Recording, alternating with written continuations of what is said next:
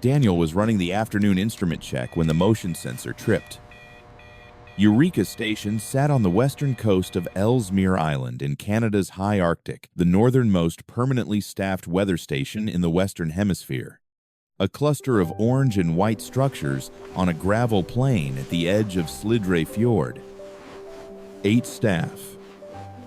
Instrumentation that logged temperature, pressure, and wind every 6 minutes without interruption. The nearest settlement was Resolute, 800 kilometers south.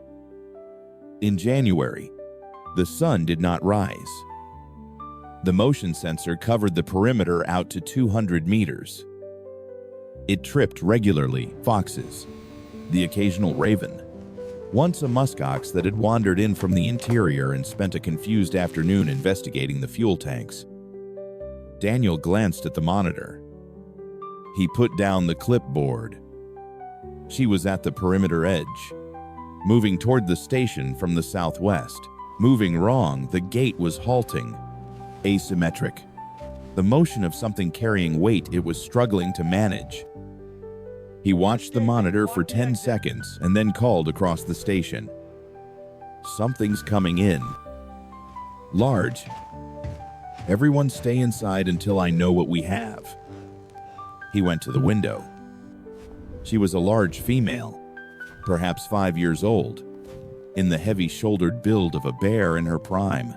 Her white coat was dark across the chest and forelegs, in the way that Arctic conditions produced when an animal had been moving through wind-blown ice crystals for hours. Not injury, just the accumulated evidence of a long journey at speed. She was walking with her head low and her neck extended forward, and it took Daniel a moment to understand why. She was carrying something. The cub was perhaps 3 months old. She had him by the scruff, in the careful grip of an animal that understood the difference between holding and hurting jaws that could exert enough force to collapse a seal's skull, applied here with a delicacy that left no mark. The cub's right hind leg hung at an angle that was wrong. He was not unconscious, but he was not struggling either, hanging in his mother's grip with the passive acceptance of an animal that had exhausted every other option. She stopped 20 meters from the station door.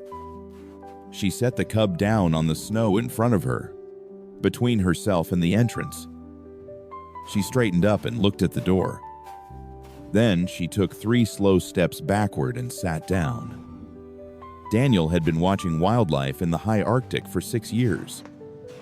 He had seen polar bears at close range, on ice, on land, from boats, from observation platforms. He had never seen one do this. He reached for his radio. I need everyone at the north window. Now, the team gathered in silence. Outside, the bear had not moved. The cub lay on the snow between her and the door, still alive. Daniel could see the ribcage moving, but not attempting to rise. The mother sat behind him with the upright stillness of an animal that had made a decision and was waiting to see what followed from it. Elena was the first to speak. One word, almost to herself, the leg. The room stayed quiet. Outside, the mother's breath came in slow, visible clouds. She was watching the windows with the focused attention of an animal that understood it was being observed and had decided this was acceptable. "What do we do?" someone asked. Daniel was already moving toward the gear locker. He went out alone. This was not the protocol. The protocol for a bear at the perimeter was to stay inside, activate the deterrent system, and wait. The protocol had been written for a different situation than this one, and Daniel had been in the field long enough to understand the difference between a rule and the reason for a rule. He came through the door slowly, both hands visible, nothing in them. The cold hit, immediately -38, the kind of temperature that turned exhaled breath to crystals before it had traveled a meter. He stood in the doorway for a moment, letting her see him fully, then stepped out onto the snow. She stood up. Not a charge or registration. The full height of her, the full mass, the specific posture of an apex predator assessing a situation. She was 8 meters away. Daniel stopped walking and waited. She looked at him for a long moment. Then she looked at the cub, then back at him. He crouched down slowly and held his hands out toward the cub, palms up. It was not a gesture that meant anything in particular to a polar bear. It meant something to him, a way of showing empty hands, of making his intentions visible in the only language available to him. The cub turned his head toward Daniel. His eyes were open and dark and present. The mother made a sound, low, brief, the kind of sound that carried information Daniel could not decode but could feel the shape of. Then she sat back down. Daniel moved to the cub. Up close, the injury told its own story. The bite pattern on the hind leg, the spacing. The angle was consistent with a canid attack, and the tracks he could read in the snow around the area where the cub had been laid down confirmed it wolf sign, the large paws of an animal that had been moving at speed and then departing at speed. A single wolf, by the track evidence. It had not stayed. The mother had been elsewhere when it happened. Daniel reconstructed this from the evidence without needing to have seen it the direction she had come from. The distance, the urgency that was still visible in her breathing even now. She had run back to the den and found what she found. And then she had done the calculation that had brought her here. He did not know how she knew the station was there. She may have passed it before female polar bears held large home ranges that they revisited across years. She may have associated the lights and the smell of humans with something other than threat. He did not know. The data he had was her presence and the choice she had made, and that data was sufficient. He slid his hands under the cub and lifted carefully. The cub made a sound not distress, something closer to inquiry, and turned his head to look at his mother. She was on her feet again, watching. Daniel carried the cub to the door. He turned before going in, so she could see the cub in his arms, could see he was still breathing, still present. He did not know if this communicated anything. He did it anyway. He went inside. The door closed. Outside, she did not leave. The next 3 days were an education in improvised veterinary medicine at the edge of the world. They had a medical kit designed for human emergencies, supplemented by the wildlife response supplies that high Arctic stations maintained for exactly the kind of situation that everyone assumed would never actually arise. Elena had done a wilderness first aid course 4 years ago.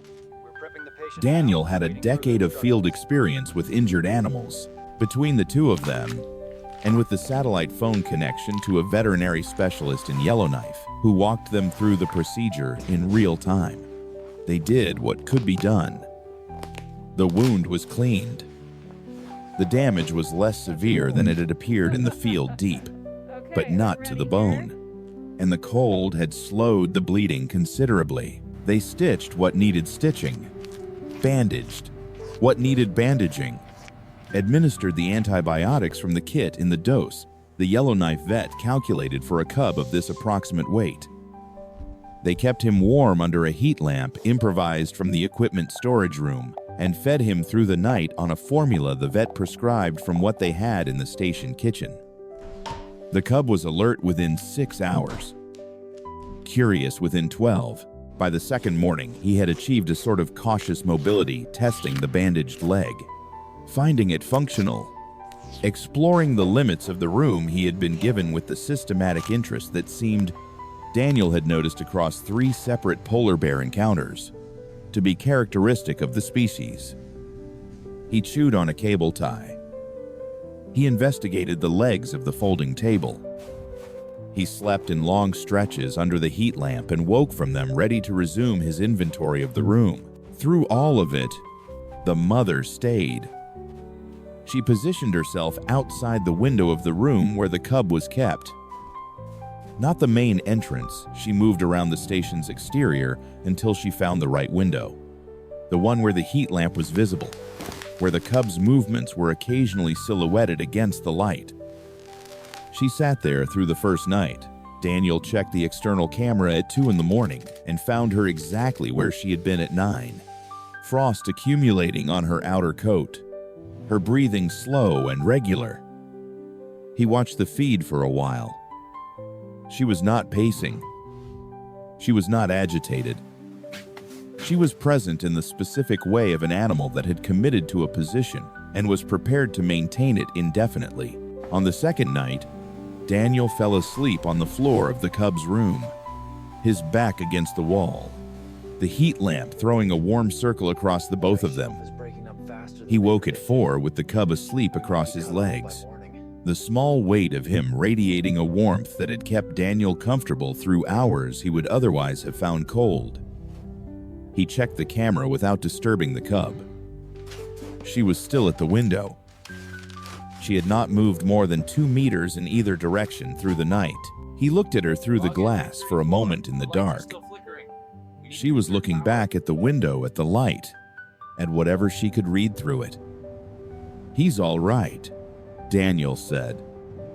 He said it to the room, to no one in particular, in the way that people spoke when they were alone and needed to say something out loud.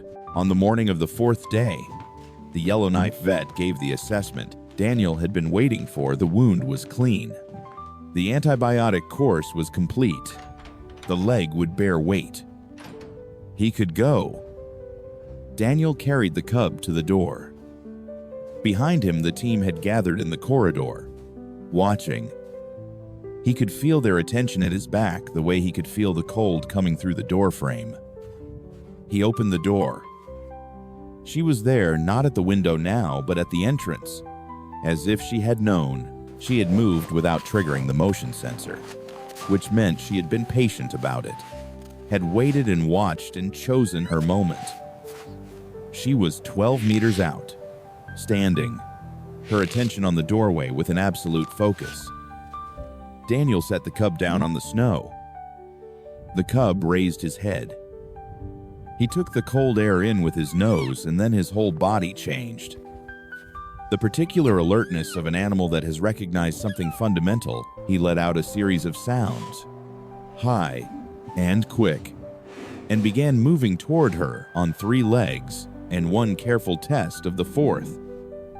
She came forward at a pace that was controlled with visible effort, the restraint of an animal that wanted to close the distance immediately and had decided against it, that was choosing slowness over the instinct for speed. She reached him. She put her nose to his face, his neck, his sides, conducting the thorough physical inventory of a mother who needed to confirm with her own senses what she had been trusting on evidence for 4 days. She found the bandage. She nosed it carefully, the white medical wrap on his hind leg, alien in material and smell, the thing that was not supposed to be there. She examined it for a long time. She did not disturb it. Whatever assessment she made it and moved past it, returning to the broader inventory, checking the rest of him with the same attention. She lay down flat on the snow, and the cub scrambled up onto her back with the slightly uncoordinated urgency of a young animal who had been doing this his whole life and had missed it. He settled into the fur at her neck. She rose carefully, distributing his weight, and stood. She turned north. Daniel watched from the doorway. They moved across the gravel flat toward the ice shelf, the cub visible as a small white shape against the larger white shape of his mother, growing smaller as the distance increased. The light was the flat gray of a high Arctic January noon, not darkness, not light. the particular quality of a sun that was somewhere below the horizon and contributing what it could. At 200 meters, she stopped. She turned her head back toward the station. The distance was enough that Daniel could not read her expression, could not see her eyes, could only see the direction of her gaze and the stillness of her posture. She stood that way for a moment. Then she turned back north and walked on, and the ice shelf received them, and the gray light lay flat and even across the place where they had been. And there was nothing to indicate that anything had happened here except the tracks in the snow and the bandage wrapper Daniel was still holding in his hand. He stood in the doorway until the cold made staying there impractical. Then he went inside and wrote it down. Ellesmere Island, where this story took place, sits at the northern edge of the Canadian Arctic archipelago, one of the last places on Earth where multi-year sea ice still forms reliably. It is the habitat of polar bears, Arctic wolves, and the small number of people who choose to stay in a place where the sun does not rise for 8 months of the year. But even the most remote corner of the Arctic is not insulated from what is happening to the ice. According to the National Snow and Ice Data Center, the long-term decline in Arctic sea ice extent from 1979 to the present is 12.1% per decade relative to the 1981 to 2010 average. In practical terms, the Arctic loses approximately 74,000 square kilometers of sea ice every September, an area the size of Austria, gone annually, year after year. Since satellite monitoring began, the Arctic has lost more than 1.6 million square kilometers of September ice in total. That is an area roughly the size of Alaska. More significant than the total is the direction every single one of the 18 lowest Arctic sea ice extents in the 46-year satellite record has occurred in the last 18 years, from 2007 through 2025. This is not natural variation. This is a consistent, uninterrupted trend. Polar bears depend on sea ice to hunt. Without a stable, frozen platform, they cannot access the seals that provide the caloric density required to survive winter and raise cubs. The October 2024 assessment from the IUCN Polar Bear Specialist Group confirms what regional surveys have been showing for years. Some high Arctic subpopulations are temporarily holding, while others, particularly in Hudson Bay and the southern Beaufort Sea, are declining faster than they can adapt. In the southern Hudson Bay population alone, an aerial survey recorded a 27% decline in 5 years, from 842 bears to 618. The mother on Ellesmere Island survived. Her cub survived. That is the best possible outcome of a night that could have ended several other ways. But the conditions that produced that night a disrupted ecosystem, compressed prey availability, pressures that push species into configurations that should not exist, those do not end seasonally. The organization doing the most rigorous field work in this area is Polar Bears International, the only nonprofit focused exclusively on wild polar bear conservation, funding the population surveys, sea ice monitoring, and behavioral research that produces the numbers cited here. The link is in the description below. And if you work in climate research, wildlife monitoring, or any of the sciences that document what is actually happening in the Arctic, the work matters. The data Daniel recorded in his report was one file in a database that spans decades. That database is what we know. And what we know is the only foundation we have for what we decide to do next.